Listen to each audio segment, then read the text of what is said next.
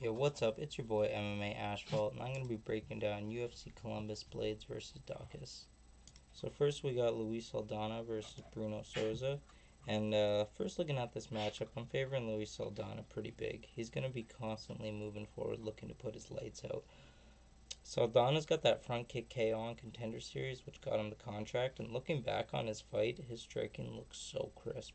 Even before he got the knockout, his front kicks looked heavy. He was jumping off that cage, looking for strikes. He's got that Mexican chin to him and that fighting spirit. Mixes up the striking well, throwing flying knees, nasty body kicks. Like, what's he gonna throw next? It's a great watch, a very fan friendly style. He's always looking for the finish. The one thing that worries me is when he finishes combos, he leaves his head wide open in the air, his hands low. And looking into the fight, he had his first boxing match at 8 years old, so you know he's been fighting for a while.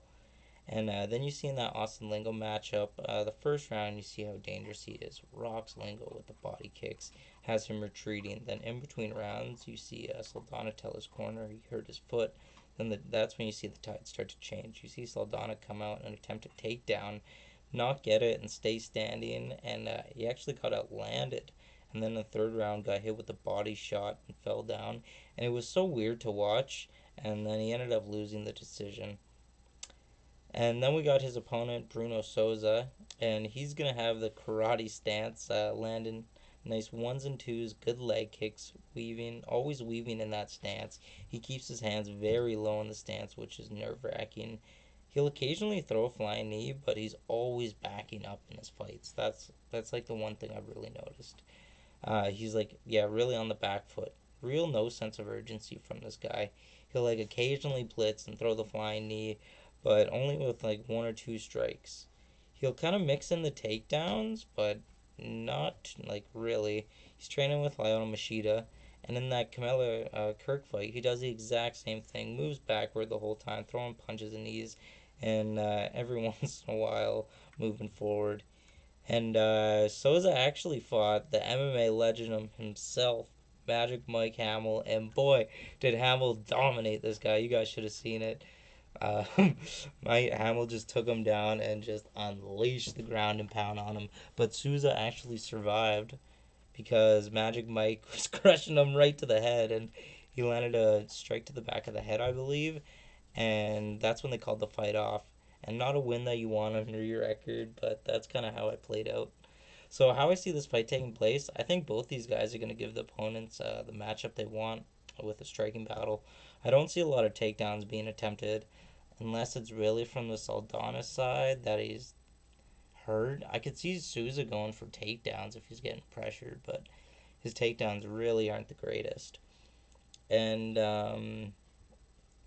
side and but Saldana is also a known gasser, so I'm kind of finding it hard to trust him the later the fight gets. We know Bruno has a rock chin, and he's never been knocked out before, and he is a decision machine. What is it on his record? How many freaking decision bouts? One, two, three, four, five, six, seven. Seven of his fucking half his fights go to decision, but he's been really playing the decision line now. So the next fight we got Aliaskhab Rizvayev versus Denise Tiuliulin. And Rizvayev, oh my god, you guys got to see tape on him. He is dangerous. He is another one of these Russian Samo guys, and he is just an absolute tank.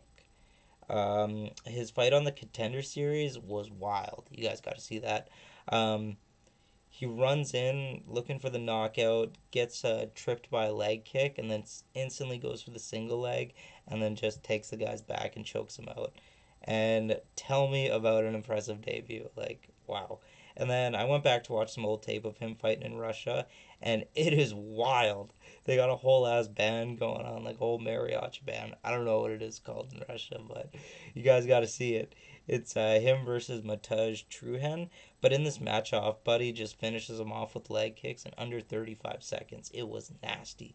Then he has another matchup versus Sergey Kobluchik, and you see him get in a slugfest and then instantly shoot for the takedown and then sit on top for 4 minutes, unloading the ground and pound, and then gets the finish. and there had to be like 100 or some unanswered just like strikes before they freaking stopped it. It was crazy. But like honestly, these type of the guys that I love betting. They are gonna go for the takedown once it gets juicy, and they got heart for days. And like, tell me this guy is not scary, but his opponent is kind of also scary. We got Dennis Tiuliulin. He's got a 10-5 record. He's coming off a first round knockout, which was nasty. He's one of these Russian kickboxers.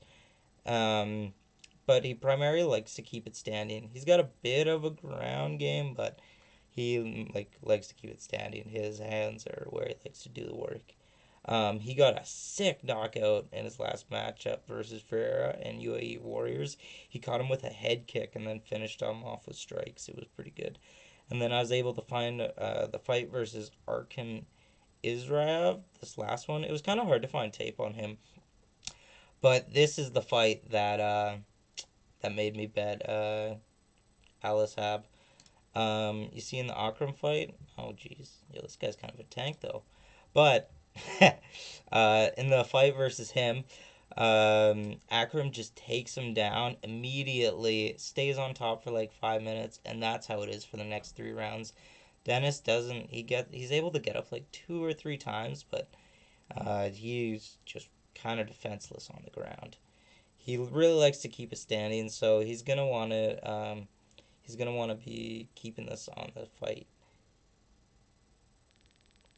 Sorry, I was just reading some of my shit that I got written down. So how I see this fight taking place between the two of them, I see Dennis coming for that first round knockout. That's going to be his biggest path to victory here. But the Black Wolf is not going to give it to him. He's going to be going for the takedown right away. He might even want to trade with him because I've seen him trade before, and he's going to want to trade. Thinking about it. But I know he's going to be going for the takedown, and I'm very heavy on Khrizriev this week. I got him in 2 or 3 of my parlays. I'm pretty heavy on this guy this week.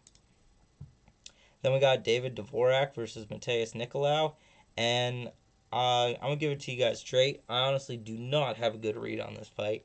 It is kind of a pass for me, but I initially was leaning Mateus Nicolau. Probably because I've won money on him before, but also because he's a fucking banger. Like, what was his last few fights? Let me just jog my memory. The Tim Elliott fight, the Manel Cape fight, I backed him in both those fights. They were wars. You see Mateus Nicolau constantly walking forward, and I just kind of liked Nicolau in this spot. But if you have a lock, or if you got a better read on this fight, I know David Dvorak's got pretty good takedowns, and he could get him to the ground, but I don't think he could finish him. I could be wrong here. Shoot me a DM or anything if you guys got a better read on this. Let's fucking make some money. Batgerel versus Chris Gutierrez. And then another fight, which I'm not really heavy with a lean on. Batgerel has been looking pretty nasty in his last few fights, getting some knockouts. And then Gutierrez coming off a 6-fight winning streak. And Gutierrez's leg kicks are pretty nasty. But Gutierrez has been fighting a lot of, like, not as serious strikers as Batgerel. But Batgerel has just got these KO hands. I don't have another good lean on it, but no bets for me. My pick for this fight is going to be Batgerel, but I could honestly see in it go to decision and get Gutierrez a decision win. Sarah McMann versus Carol Rosa, and another fight which I actually don't have a good read on, nor do I really care, because I will not and cannot be betting on a 41-year-old female fighter. I know she's an Olympic wrestler and all, but it's women's MMA. Carol Rosa's looking pretty good, on a nice hot streak, beating Betch Correa. Oh my god, that is terrible. Easy win. Melissa Gatto. Oh my god. I am not betting this fight. Do not bet this fight. Please. That's just my opinion. If you guys got a good read on it, just ignore what I say. But then we got Mark Diakiese versus Vyacheslav Borshchev, and this is a fight where I do got a good lean on, and I know what I'm looking for here. I'm pumped for this matchup. Like, move it up to the main card already. Put these killers on the main card. Let's go. Starting with Borshchev, he's going to be coming off a 4-fight win streak, all by KO or TKO. This guy is a rushing killer in the stand-up. I think the I think the glove man honestly might have to do a better job because he might be cheating. He might have some cement in his hands because the way he's putting these people's lights out is devastating. His striking is his bread and butter. Clean ones and twos and nasty body kicks. Body shots. He winds up bigs and makes you pay the later the fight goes. He's got an insane kickboxing record. I think it was like 100 or 200 kickboxing fights. Doesn't show here, but these Russian kickboxers, they are the real deal. Except Dennis Tiuliulin. But the one knock on Borshchev is going to be his ground game. He doesn't like it to go there, but his opponents so far have tried taking him down to the ground every fight, and they do successfully. But the one thing about him is his get-up game. He's been improving his get-up game, and he's training at Team Alpha Male, so you know he's going to be working with great guys there, constantly improving it. And I backed him up in that Dakota Bush fight, and Dakota Bush, I don't know, is he a better wrestler than Diakiese? Nah, I don't know. No. But he's a decent wrestler, so you saw as soon as Bush got him down to the ground, Slava got back up, and the takedowns just rain on these guys, and that's just when he comes at you with his fists. And I like Slava a lot in this spot. And then we got his opponent, Mark Diakiese. He's coming off a 2-fight losing streak to Rafael Khizriev and Rafael Alves. And don't be named Rafael fighting this guy. Or you want to be named Rafael fighting this guy. Because you're going to be getting a dub.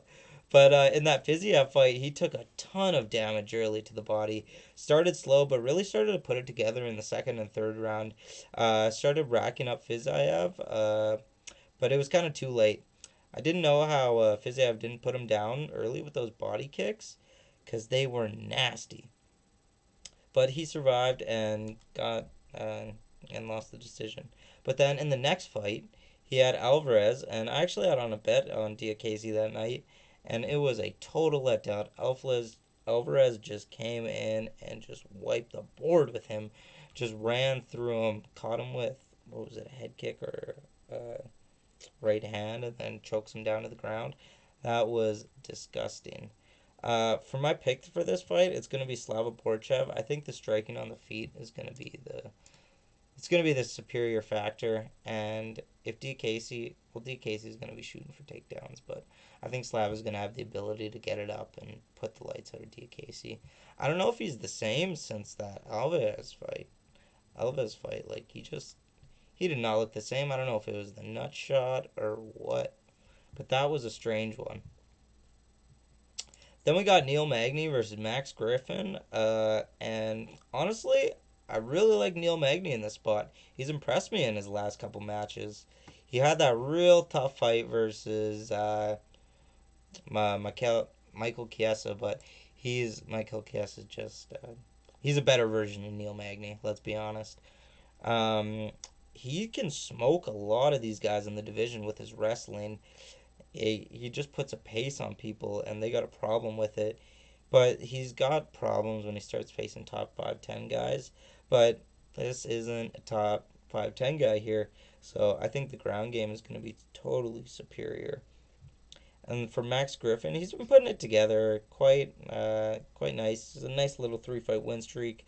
It's backing him in that Carlos Condit fight, but a lot of eyes are going to be on him, especially since he was on that McGregor fight card. But he's got good striking, good wrestling. Nothing really sticks out anywhere that he's like super good at, and I feel like that's what you got to do to beat Neil Magny. Like, you got to be just great at something to beat this guy, or else the wrestling is just gonna take it down. I don't think he's gonna knock him out. Give me Neil Magny in this spot all day. Jennifer Maia versus Manon Fiorot. I'll keep this one short and sweet. Manon is a killer in this division, and they're feeding her an easy matchup. Could get it done inside the distance. Could be a freaking decision. I honestly don't care. I got Fiorot parlayed with Rizbayev. And yeah, I just think Fiorot gets this done. Makes a way to a title shot eventually. Pretty easy pick, honestly. Oleinik versus Latifi. I this matchup, I'm liking Latifi. What am I saying? Oleinik's a fucking 44-year-old guy who's on a, what is it, 3-fight losing streak. But it's all coming to the best guys in the division, so no real shame in that. But 44 years old in the heavyweight division, this is not good. This is bad. And then we got Latifi. He's coming off a nice little win his last bout versus Tanner Boser. And he's going to be training with Hamza Chimaev. You guys got to check that out on YouTube. That's got to obviously put an effect on him. And we might honestly see a new Latifi come in here. That would be nice. But I'm pretty big on Latifi this week. Not only the age, just because I think Oleinik's got so much tread on the tires. I think Latifi could get him down to the ground. I know he's going to be the shorter guy here, but he's going to be able to get those takedowns, get on the inside. I could honestly even see a knockout here. I'm pretty high on Latifi this week. Then we got Matt Brown versus Bryan Barberena, and Matt Brown is going to be coming off a nasty knockout that I think almost nobody saw coming versus Diego Lima. And but the one thing about him is going to be 41 years, which is always a concern. But he's going to have the reach advantage against Bryan Barberena. This fight is going to be sketchy. He's going to have the power advantage. I'd say the striking advantage. And Barberena isn't going to be going for takedowns.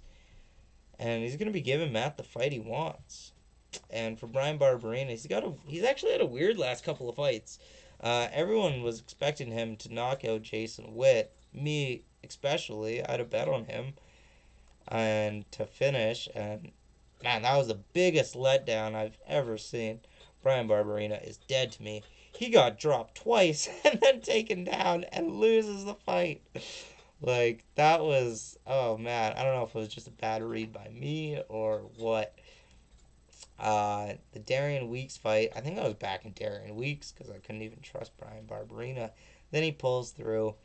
I can't trust Bryan Barberena. He's just not the same fighter anymore. He beat easy Darian Weeks. Don't think he's UFC caliber. And I just don't think he's really the same fighter. He's kind of fallen off, which is crazy to say because Matt Brown's the older fighter. But you just got to favor Matt Brown in this fight. Askar Askarov versus Kaikara France. Another fight which I really like Askar Askarov. Starting with him, I think he's honestly future championship material. Undefeated, he's got relentless takedown, and that wrestling style is just beautiful. He's got a gas tank for days, and I think on Stat Diggers, Wheezy was saying he had a 77% finish rate, but we haven't seen him get a finish in the UFC yet, but he's facing high-level guys here. So no real shame in that. He had a draw with the ex-champ Brandon Moreno, which was a good hard fight, and these Russians have just been on a run, and I'm not getting in the way. He's got the gas tank for wrestle for days, and Askar is going to want to get this to the ground right away because he did get dropped in the one fight before. I want to say the Brandon Moreno fight he got dropped in, but I'm not 100% sure on that. And then we got his opponent, Kaikara France, and he's going to be the younger fighter and shorter, but going to have the 2-inch reach advantage, coming off 2 clean knockouts against Bontarine and Cody Garbrandt. He's going to have the striking advantage here, so he's going to want to keep it standing and look for the finish. He knows Askarov is going to be live, or he knows Askarov is going to be looking for the takedowns and to get him to the ground. But will the pressure get to him? My pick for this fight is going to be Askar Askarov. I think he's going to be smart and keep him to the ground and hunt for the takedowns. I could honestly see him getting a finish here, and Yeah, very interesting fight between these two. I honestly think it should be pushed up to the main event or co-main event because Joanne Wood versus Alexa Grasso, and I honestly don't really care, you guys. Not really interested in this matchup. Co-main event, really big letdown for me. I like Joanne Wood first look, but I can't bet this women's MMA. No bet from me. If you guys have a good read, DM me. And then on to the main event, Chris Curtis versus what the hell? No, Curtis Blaydes versus Chris Daukaus. Chris Curtis, as if. But we got Chris Curtis or we got Curtis Blaydes, and Blaydes is actually going to be the younger guy here, which is surprising. Like, we've seen Blaydes around here for a lot longer. But, when you bet Chris Curtis, you know what you get. Relentless takedowns. He's got good cardio, and he's always looking for the finish. His two losses are, his two losses, or three, I guess, but his two losses are to the only, to the two best guys in the division, Derek Lewis and Francis Ngannou, the current champ. Blaydes' takedown is just amazing. He's honestly like the best wrestler in the division, and he's no joke in the game. But Blaydes broke my heart in that match versus Lewis, man. I had quite a bit on Blaydes, and he got smoked. I mean, like 9 times out of 10, that doesn't happen, and Blaydes gets the takedowns and secures the fight. But Blaydes, you hurt me. And then we got Chris Daukaus, and he had a nice little run going on. Shamil knockout, Oleinik knockout, and Parker Porter, the GOAT himself, he knocked out. Just putting these guys away in the division. He's got some serious power in those cop fists. He moves very well for the division. Not a lot of guys move like him and hit that hard. Oh, sorry about that. Um, but you see when he met Derek Lewis, that fight did not go into that favor. He's going to be taking on the best wrestler in the division, and he's never seen anything close to that in this matchup in any of his fights before. And I sure hope Daukaus has improved his get-up game because he's going to be needing it a lot in this fight. I'm favoring Curtis Blaydes very heavy. Chris Daukaus' path to victory here is going to be getting that first round knockout. We know that. That's probably juicy if you like Daukaus. Playing by knockout, the first round prop is probably juicy. But my pick is going to be Blaydes here. But I feel like if you guys want to bet this fight, I think a good way to attack this would be that doesn't go the distance or even under 4.5. Because I don't see this going to the scorecards, you guys. Blaydes is a dominant finisher once he gets it to the ground, and Daukaus has never fought a guy like Curtis Blaydes before. So you got to go Blaydes to get the finish. It's hard to pick whether he gets it done by submission or TKO. Hard to choose, honestly. Pick your poison. But I got to think he gets it done inside the 5 rounds easily. Someone gets it done. Preferably Blaydes. But yeah. Thank you guys for watching the full video. This is my first time doing a full card breakdown, and I actually had a lot of fun doing it. I want to do it more, and I hope you guys really enjoyed it. And thank you guys for watching. If you guys watched till the end, you guys are a real one. And subscribe. Thank you.